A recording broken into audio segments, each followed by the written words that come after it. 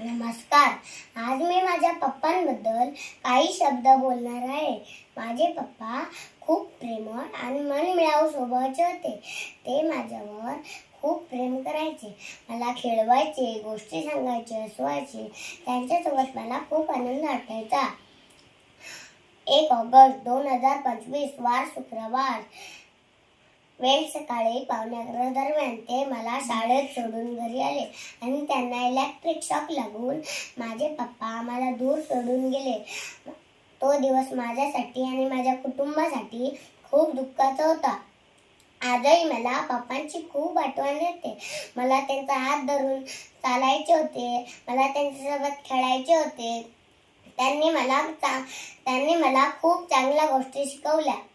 मी मोठा होऊन त्यांच्यासारखा चांगला माणूस बनेन. मी मन लावून अभ्यास करेन, आईची दीदीची काळजी घेईन.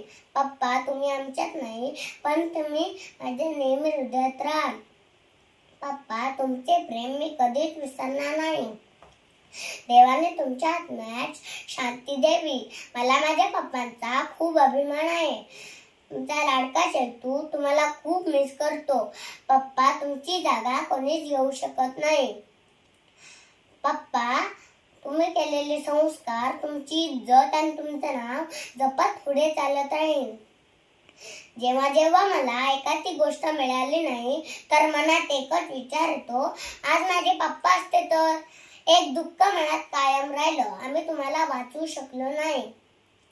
वडील काय करतात तुझे, असा प्रश्न कोणी केला की अंग थरथरायला लागतं. पप्पा नाही ते सांगायला शब्द बाहेर पडत नाहीत. पप्पा, रोज आठवण येते तुमची.